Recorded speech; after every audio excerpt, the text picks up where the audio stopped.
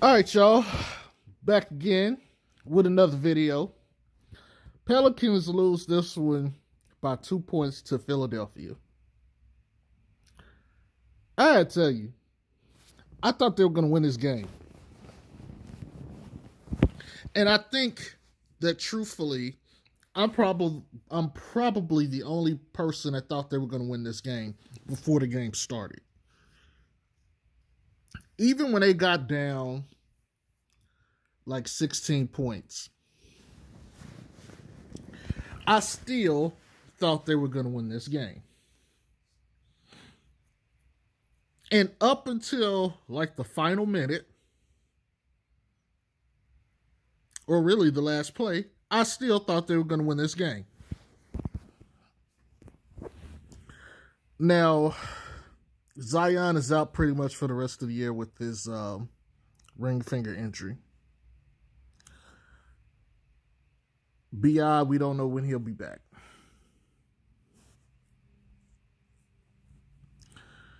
So for Lonzo to go in with the bench unit, basically, and Bledsoe, and for them to only lose by 2 to a Philadelphia team who I believe has the best home record in the league, and I believe they're number 1 in the East, you got to take your hats off to them. Now, Zoe didn't shoot well, and I got to be honest, since Philly has, I think, the number 2 defense, Lakers have number 1. They put Ben Simmons on Zoe. There's not a lot Zoe can do with that. I'm just going to be honest. Ben Simmons is a phenomenal defender. And as the game was going on and progressing, I found myself saying a couple of things, a couple of adjustments and things that I wanted to see. And you can go follow me on Twitter, Black J Strokes, for those of you who are new to my channel and don't know how to find me. It's Black J Strokes. It's just my online moniker here for YouTube. Just put black in front of it. But Pelicans didn't get much going early. And honestly, Philly just kind of had them in the first quarter. In the second quarter, they made a comeback, but they still lost it. Going into halftime, I said there was 2 things that needed to happen. One, they needed to move the ball / pick up the pace. And number 2, I said they needed more pressure at the point of attack. Now, let me break down what I mean by that. More pressure at the point of attack. I needed to see more on-ball physical defense against the perimeter players.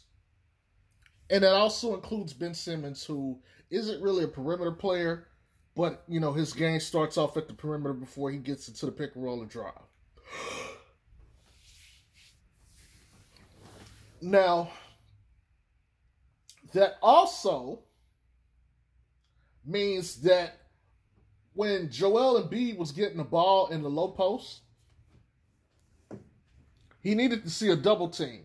Because here's the thing.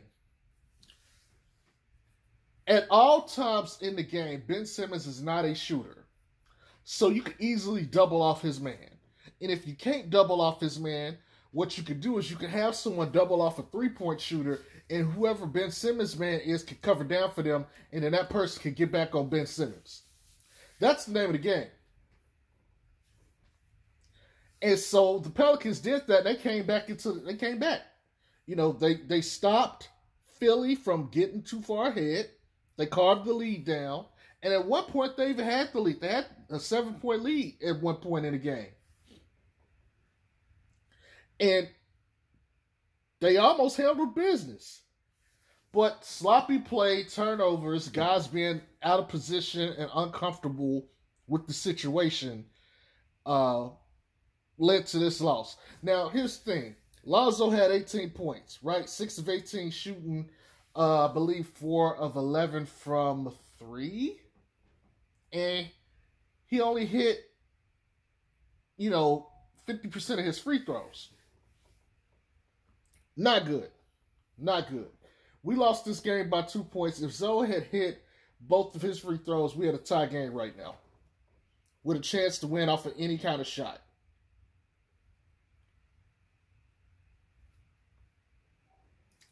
So I'm putting this game solely at Lonzo's feet. There were some things in this game I didn't see from Zoe that I wanted to see. Granted, he had Ben Simmons on him. I would have liked to have seen more adjustments from Stan, but we didn't really see that.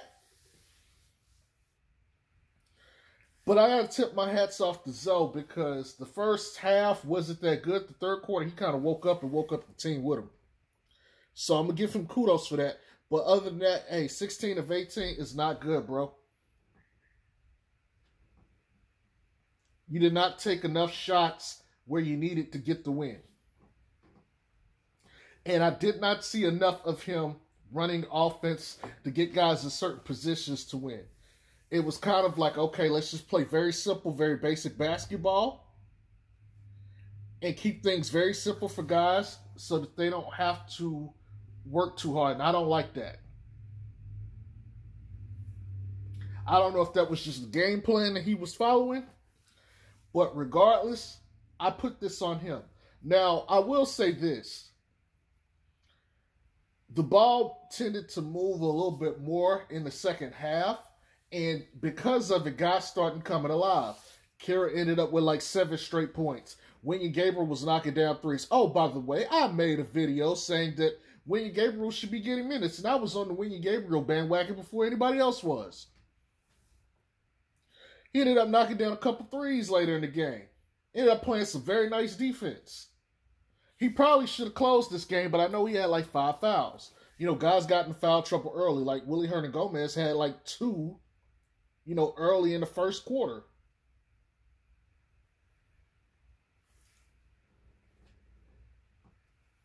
With that being said, look, this is not a team they were supposed to win. They were just not supposed to win against this team. This is not a team they were supposed to beat. For them to have done what they did, you got 7 or 8 guys who got into double figures. I mean, come on now. It's like Zoe got a history of putting teams with like I don't want to necessarily say he isn't a floor raiser, but goddamn, man, like every fucking time. Let's go back in history. The San Antonio Spurs game, matter of fact, even the Philly game in his rookie year, when B.I. got the clutch 3-pointer because he drove the basket and they committed. He's got a habit of taking, trash and winning games. He did it earlier this year when he came back off of that injury. Year number 2, he beat OKC in overtime. After they had missed LeBron and a couple others that got injured and stuff, he beat OKC. Kuzma, B.I. And I know I mentioned B.I. in both of these, but B.I. was not quite the player that he is right now. Back then. Last year, he goes into Detroit with Frank Jackson, Etuan Moore, Jahlil Okafor. These guys. And he beats Detroit. He's got a habit of doing this against good and bad teams. So that's just what he does. So honestly, when they said, okay, Zion wasn't playing, I was like, okay, no problem. No problem. These are the kind of games that Zoe lived for. No problem. Jackson Hayes was phenomenal in the first half. I don't think he continued or had the same energy presence in the second half. I think he kind of wore down. He only played like 23 and a half minutes. Same with Willie Hernangomez. They were playing by committee at center. And I think he had 19 points, and I don't think he scored at all in the second half. But he kind of gave the Pelicans, he kind of carried the Pelicans for the most part. You know, kudos to him. He's been tremendous. And I seen someone mention this, but it's like, you know, Jackson Hayes kind of make you be like, damn, did we really need to give 17.5 to Steven Adams?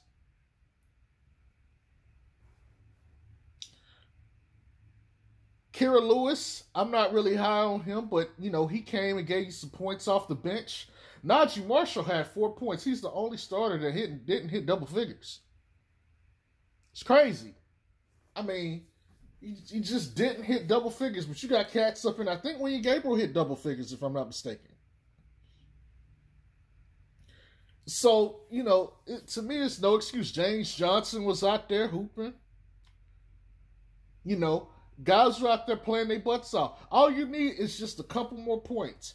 2 or 3 more points. Another shot here and there. Just some easy offense. You know, they didn't turn the ball over.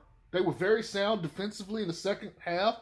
I mean, in terms of losses, you got to sit there, tip your hat off to these guys. Some of these guys shouldn't even be in the league, like William Gabriel and Najee Marshall, who just got that contract. These are guys who are like G League level players who got an opportunity and went out there and literally tried to will this team to a win. Gosh, they shouldn't even be playing on most NBA teams. And they went out there and they fought their asses off against a very good Philadelphia team who was going to be in the playoffs and going to be a number 1 seed, who got championship level aspirations. I got to tell you, man, you tip your hat off to this team today. This is one of those losses you can't even be mad at. And honestly, for once, I saw a team that looked like they were very good defensively. They even went into the zone and executed the zone. And I was surprised because anytime the Pelicans have been into the zone this year, it has not worked out. It has not worked out in their favor. So for me, I was pleasantly surprised to see them go into the zone and execute it perfectly. Like, I got to give Stan credit for that. I got to give Stan credit for that. I know a lot of people are not happy with Stan, but I got to give him credit. This was a solid coaching job. Now, there's some things I don't agree with. Like, I think he set Lonzo too long in both the second and the fourth quarters. He played them all of the odd number quarters, so quarters 1 and 3, he played them the entire time. But everything else, I don't know. Bledsoe got 40 minutes. Lonzo got 34. I would have preferred you come down off some of the Bledsoe minutes, even though I got to give Bledsoe credit. He was hooping today. He was hooping. He still made some ball-headed mistakes. You know, he still threw the pass that, you know, got ricocheted off of Willie Hernangomez's foot that ended the game. But, you know, it is what it is. I still don't get how, you know, the last couple plays of the game, you got to try to, like, put yourself ahead and win the game. And if I'm going to critique Stan this year, this ain't the first time this has happened. It seems like the Pelicans at the last, like, part of the game, they can't ever get a good shot off. Like, it was early in the year, people would complain like, oh, how does Zion not get a good shot off? You know, and I've seen it with B.I., and now I'm seeing it with Zoe. It's just like, I don't know what it is late in games in these last-second situations, but the Pelicans just cannot seem to get a good shot off. Or a shot attempt at all in some cases. But, I mean, there's not much to talk about this game. You know, kudos to the Pelicans for fighting, man. Like, they shouldn't have been, this should have been a stomp. This should have been a fucking stomp. And I had doubts about this game, even with Zion, because I was thinking, okay, they're still going to need someone to contend with Tobias Harris. If Zion had played, I think that Zion would put up his stat line and, like, well, let me take that back. He would have got his normal numbers, and I think Zoe would have had better numbers. Zoe might have put up like 27 on 50-something% shooting, but I think the problem we would have ran into is defensively, I don't think they would have been good enough. So, I mean, like I said, there's not a whole lot to talk about here. This is a game that the Pelicans could have won, it could have stolen, and they didn't. Now, no Zion for the rest of the year is something. But let me mention this to you guys. If Lonzo single-handedly gets to carry this team into the playoffs, the meltdown on Pels Twitter is going to be off the charts. I promise you. I don't foresee this happening, but let's just say they went out and somehow get into the play-in game and they get into the playoffs due to the efforts of Lonzo Ball. Back up the Brinks truck. Because at that point, there's nothing you can say. There's nothing you can freaking say. I'm not saying this is going to happen because, all this game proved to me was that they really don't have anybody else out there. It would have been nice if Nikhil played this game. He'll probably play next game, if not BI. And so there'll be that. But goddamn, man. Like, if somehow under Zoe leadership, this team manages to get into the play-in game without Zion, I'm telling you. By the way, let me say this. That injury, depending on if he has to have surgery, on average, I think it's like 5 games, they said today on Twitter. It's possible Zion could show up for the last game, but let's look at it this way. Assume for a minute that Lonzo gets this team into the play-in game, right? So Zion should be back around the play-in game time. Let's assume that let's assume he don't come back at that time. But let's assume that they get into the playoffs and Zion can play game 1 of the playoffs.